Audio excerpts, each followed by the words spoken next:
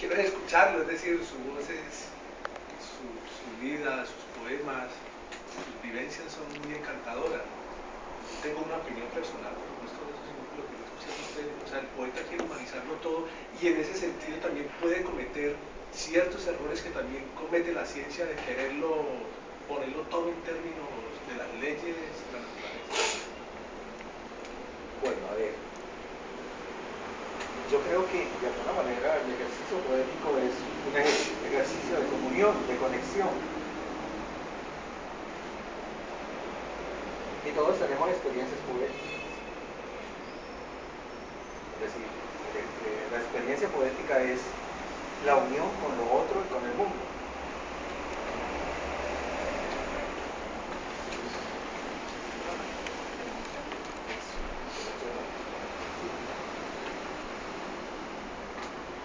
Miren, los, iba a decir los varones, pero las chicas también hacen experiencia con el alcohol.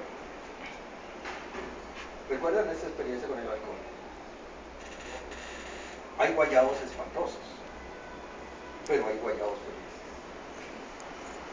Y uno se levanta en un guayabo feliz y camina por la calle y descubre que no había visto el color de las puertas y le alegra. Pasa por allá alguien que le cae un poco mal y ese día lo saluda. Está en comunicación con el mundo. Pita un carro y no le molesta. En general, entra en armonía. Esa es una experiencia poética. Si es así, el poeta siempre está buscando unir, buscar lo pequeño con lo grande. Y en últimas, tal vez esa sería una experiencia sagrada, en el sentido de que siempre hay como algo que estamos buscando. Es extraño, que el hombre busque siempre algo, ¿no? Puede ser Dios, puede ser otra cosa, no sé. Bueno, pero también habría que decir esto.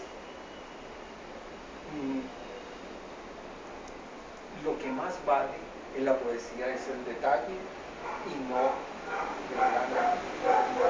¿No el qué? El detalle. ¿El detalle no qué? Y el no,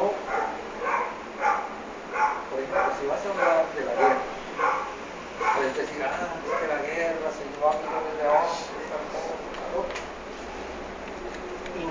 Y el poema seguramente no es efectivo, pero si sos capaz de detenerte en un detalle, ese detalle te puede revelar el mundo. Detenerse como en lo más pequeño, pero lo más pequeño de pronto único sería en eso, porque la generalización generalmente no produce una gran poesía, generalmente el detalle. Y en esa dirección, maestro, Hegel plantea, hay todo un bosque contenido en la semilla. Bien, es una metáfora. Y aquel que es verdaderamente científico siempre parte del detalle y termina ahí. ¿En qué momento brota cuando usted ya está escribiendo el suyo? O sea, ese blanco que es apurado, que es inquieto. Bueno, pero este hombre que estaba ahí, que ya no está, y que estaba... Pero que ya regresa. Ya, Pero que ya regresa. ya. No será el mismo. Ya no era el mismo. Pero miren, ustedes conocen a Raúl Cuervo, Es el científico. el científico de la NASA, que es un hombre extraordinario, no solamente porque haya conocido y aportado tanto, sino por un hombre tan valioso. ¿Cómo él recuerda de niño que que todo lo que va a hacer luego nace de la observación de las cucarachas que había en su casa?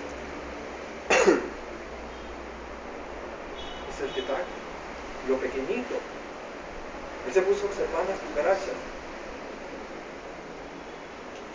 Bueno, y de ahí de eso muchas cosas, y ahora está haciendo cosas para Marte y toda cosa, pero es lo pequeño. ¿Cuál es la cosa? Era para el hombre, pero Bueno, pues mientras recuerda Danilo, yo quiero como interpelar algo. Y es de, es como mostrar, es que en el poeta, en el poema habita muchos mundos, ¿no? Y, y es poner esos mundos en el poema, o sea uno, dos o varios, ¿no? Y generar nuevas miradas. Es una capacidad que tiene el poeta en sí de poder poner todas esas ideas, esas formas de ver las cosas, ¿no? Y, y hay algo que a mí me sucede pues, en particular con la poesía y que a veces a mí se me dificulta un poco con la plástica. Y es de que, porque yo sé que tú también hiciste eso, hacer artes plásticas y pintura, todo eso. Y es de que uno en el poema uno puede manejar varias imágenes, varias ideas y puede entrelazarlas uno con las otras y hay un ejercicio que es de más libertad. Pero a veces cuando uno lo lleva al ejercicio plástico, a veces no es lo mismo, porque a veces jugar con tantas ideas, con tantas imágenes al mismo tiempo, es riesgoso porque puede perder la consistencia en lo que uno está haciendo. Entonces a veces hay unas cosas que uno gana cuando escribe un poema, pero hay otras cosas que uno gana también cuando uno hace una obra desde lo plástico, ¿no? Entonces es algo que en lo personal que yo hago las dos cosas a mí me sucede, de que uno cuando hace una obra en artes plásticas, uno a veces para poder comunicar algo tiene que renunciar un poco a poner tantas ideas y tantas cosas allí para ser más conciso y consecuente y poder comunicar y que entiendan, pero en el poema uno a veces se puede dar licencias y comunicar más cosas y explorar y tener otro tipo de libertades. podría ser y no podría ser. Porque también creo que se ha abusado un poco de esas libertades y a veces se presentan como poemas una serie de suma de imágenes, ¿no?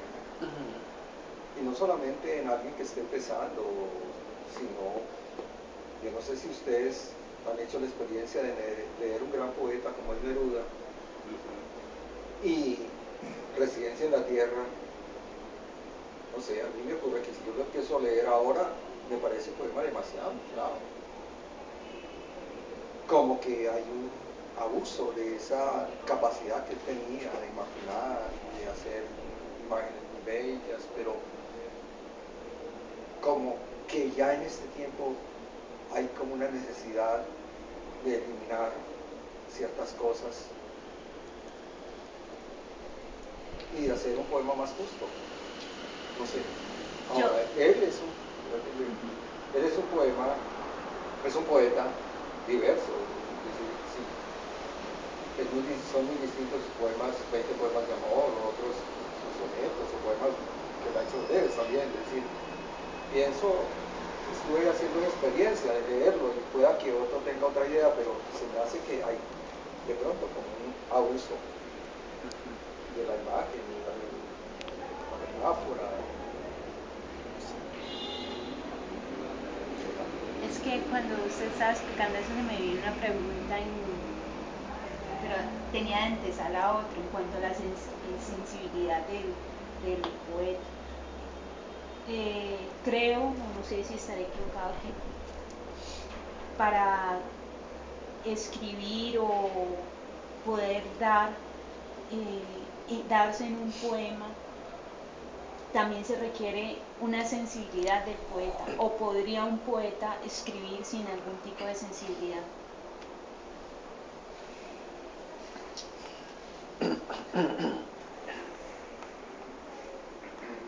A ver, cuando uno dice sensibilidad, creo que se acerca a decir sentidos, ¿cierto? Ahora, la poesía tiene que ver mucho con los sentidos, porque La poesía utiliza la palabra y la palabra es sonido. Y es fundamentalmente sonido. Pero no es solamente sonido, es imagen también. Es decir, la palabra nos lleva a mostrar lo que no está aquí. Mi caballo detenido bajo un árbol cargado de tórtolas, dice San Juan Persa. Mi caballo detenido bajo un árbol cargado de tórtolas. Puede ver uno el caballo, el árbol y las tórtolas. Imagen. Pero también es significado, quiere decir algo. Música. Sin música, por el sonido, imagen, y es, bueno, ¿qué trata de decir esto? ¿Qué sentido tiene esto? ¿Qué esconde esto? Entonces, habría que tener los sentidos despiertos para esto de la palabra. Y que tiene, los sentidos despiertos sobre todo están en los niños y en los enamorados.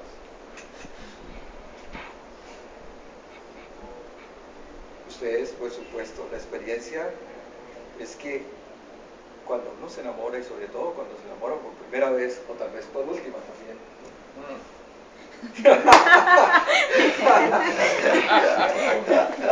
Es que haciendo una que usted dice, es que, a ver, es que yo me he enamorado tantas veces como unas 30.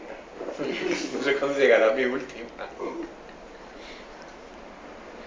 Bueno, el caso es que el enamorado siente como música la palabra de quien ama.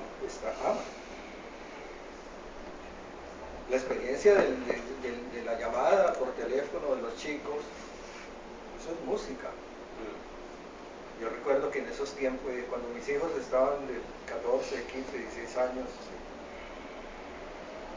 en esos tiempos no tenía esos teléfonos de ahora, están los celulares y además los teléfonos ahora son ilimitados y uno tiene un precio fijo, pero la preocupación de esos tiempos era que hablaban larguísimo y iban marcando.